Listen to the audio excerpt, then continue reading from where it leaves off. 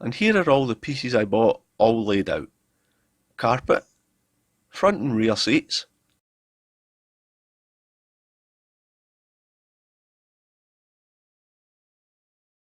door cards, and all the other various bits of trim that were missing from the car.